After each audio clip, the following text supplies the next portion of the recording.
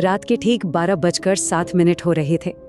कमरे में घना अंधेरा था और उस अंधेरे में सिर्फ रोहन के मोबाइल की रोशनी उसके चेहरे पर पड़ रही थी। चारों तरफ एक अजीब सा सन्नाटा था। अचानक फोन की स्क्रीन काली पड़ गई। फोन अपने आप लॉक हो गया। रोहन को लगा कि शायद फोन हैंग हो गया है, पर इससे पहले कि वो पावर बटन दबाता, स्क्रीन फिर से जल उठी। ना कोई कॉल, ना कोई मैसेज नोटिफिकेशन, बस काले बैकग्राउंड पर सफेद अक्षरों में एक लाइन लिखी थी, जिसने उसके दिल की धड़कनें बढ़ा दी। एक पल के लिए रोहन को लगा कि जरूर कोई दोस्त मजाक कर रहा है। उसने झुंझलाकर फोन को रीस्टार्ट करने की कोशिश की। फोन बंद होकर जब दोबारा चालू हुआ तो स्क्रीन पर वही मैसेज था और इस बार ठीक उसके नीचे एक और लाइन लिखी थी। इस लाइन ने ये साफ कर दिया था कि ये कोई मजाक नहीं है, ये डर की शुरुआत थी। उसका दिमाग तेजी से घूमने लगा। आखिर ये हो क्या रहा है? ये कौन कर सकता है? और तभी उसके जहन में 2 रात पहले का वो मंजर कौंध गया। वो सुनसान सड़क और नाली के पास पड़ी वो एक चीज, जहां से ये सारा भयानक सिलसिला शुरू हुआ था। बात 2 रात पहले की है। रोहन एक सुनसान अंधेरी गली से होकर घर लौट रहा था। तभी नाली के पास उसे जमीन पर कुछ चमकता हुआ दिखा। वो एक पुराना, बुरी हालत में पड़ा हुआ एक मोबाइल फोन था। ऐसा लग रहा था जैसे वो वहां किसी का इंतजार कर रहा हो। फोन की हालत इतनी खराब थी कि उसे कोई हाथ भी ना लगाए। स्क्रीन पर मकड़ी के जाले की तरह दरारें थीं, बैक कवर तो था ही नहीं और उसके किनारों पर कुछ गहरे लाल धब्बे थे जो सूखे हुए खून के सिवा कुछ और नहीं लग रहे थे। एक पल को रोहन ने सोचा कि इसे यहीं छोड़ दें, लेकिन जिज्ञासा ने उसे वो फोन उठाने पर मजबूर कर दी। घर पहुंचकर उसने उस फोन को चार्जिंग पर लगाया। बैटरी सिर्फ 1% थी, लेकिन जैसे ही चार्जर की पिन लगी, फोन बिना कोई आवाज के अपने आप ऑन हो गया। न कोई कंपनी का लोगो आया, न कोई लॉक स्क्रीन। ऐसा लगा जैसे वो बंद था ही नहीं, बस जागने का इंतजार कर रहा था। स्क्रीन पर सीधे एक तस्वीर खुली हुई थी, एक लड़की की तस्वीर। उसका चेहरा बिल्कुल पीला था, होंठ नीले पड़ चुके थे, लेकिन सबसे डरावनी चीज थी उसकी आंखें। उनमें सफेदी का नामो निशान नहीं था, बस 2 काले गहरे गड्ढे जो सीधे रोहन के अंदर तक झांक रहे थे। डर के मारे रोहन का हाथ कांप गया। उसने फौरन फोन बंद किया और उसे अलमारी के सबसे पिछले अंधेरे कोने में फेंक दी। लेकिन कुछ चीजें अलमारी में ज्यादा देर तक छिपी नहीं रहती, और आज रात वही फोन अलमारी से निकलकर वापस रोहन के हाथों में था। और इस बार वो सिर्फ एक तस्वीर नहीं दिखा रहा था। ये मैसेज पढ़ते ही रोहन की रीढ़ में एक ठंडी लहर दौड़ गई। और ये सिर्फ एक एहसास नहीं था। कमरे का पंखा जो चल रहा था, एक झटके के साथ बंद हो गया। हवा में अचानक इतनी ठंडक घुल गई जैसे किसी ने फ्रीजर का दरवाजा खोल दिया हो। इतनी ठंड के रोहन को अपनी सांसों से भाप निकलती हुई दिखाई। तभी फोन का फ्रंट कैमरा खुद ब खुद ऑन हो गया। स्क्रीन पर रोहन का डरा हुआ चेहरा साफ दिख रहा था, लेकिन उसके ठीक पीछे एक लंबी काली परछाई खड़ी थी। रोहन एक चीख के साथ पीछे पलटा। कमरा खाली था, वहां कोई नहीं था। पर जब उसने कांपते हाथों से वापस स्क्रीन की तरफ देखा तो वो परछाई अब भी वहीं थी, और अब वो पहले से ज्यादा साफ दिख रही थी।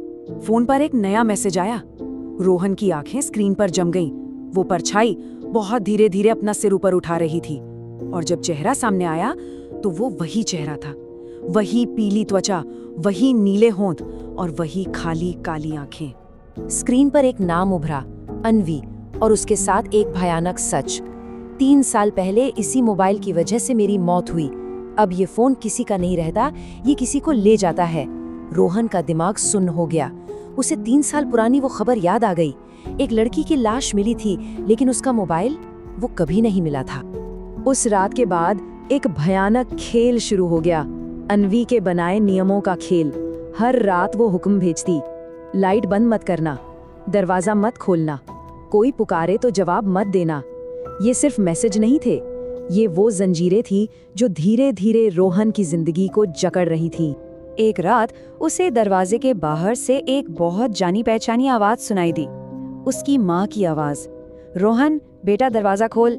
एक पल के लिए उसका दिल भर आया, लेकिन अगले ही पल उसे याद आया उसकी माँ तो दूसरे शहर में थी। तो फिर ये कौन था?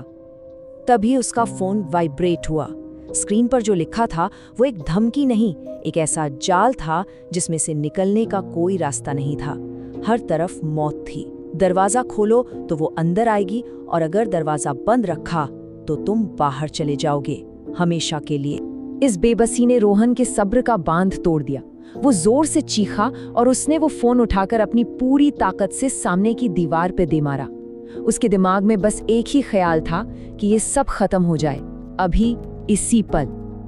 मगर वो फोन टूटा नहीं, दीवार से टकराकर वो फर्श पर गिरा और फिर एक अजीब खुरचने की आवाज के साथ वो धीरे धीरे अपने आप रेंगता हुआ वापस रोहन के पैरों के पास आकर रुक गया। स्क्रीन अभी भी जल रही थी और उस पर एक नया मैसेज था। उस रात के बाद रोहन धीरे धीरे खुद को खोने लगा। पहले आईने में उसे अपना अक्स दिखना बंद हो गया, फिर उसकी अपनी आवाज एक हल्की सी फुसफुसाहट बनकर रह गई। अब वो दिन में सोता और रात भर जागता, क्योंकि हर रात अन्वी उसे वीडियो कॉल करके तड़पाती थी। और फिर वो रात आई जो आखिरी रात होने वाली थी। फोन पर वीडियो कॉल आया। रोहन ने कांपते हाथों से कॉल उठाया। स्क्रीन पर उसी का कमरा था, वही बिस्तर, वही कुर्सी, वही खिड़की, सब कुछ वैसा ही था। बस एक चीज गायब थी, खुद रोहन। फिर फोन का कैमरा घूमा और स्क्रीन पर रोहन खुद को देख सकता था, जो कमरे के एक अंधेरे कोने में खड़ा था। उसकी आंखें अब उसकी नहीं थी, वो खाली थी, काली थी। और फोन के स्पीकर से एक लड़की की फुसफुसाहट आई, जिसने अपना आखिरी फैसला सुना दिया। अगली सुबह जब घरवालों ने दरवाजा तोड़ा तो कमरा अंदर से खाली था। रोहन जा चुका था। बिस्तर पर बस वही पुराना टूटा हुआ फोन पड़ा था और उसकी बैटरी पूरी 100% चार्ज थी। और जब किसी ने उस फोन की स्क्रीन की तरफ देखा तो उस पर अब अन्वी की तस्वीर नहीं थी। वो जगह रोहन ने ले ली थी। वही पीला चेहरा, वही नीले होंठ और वही पूरी तरह से काली आंखें।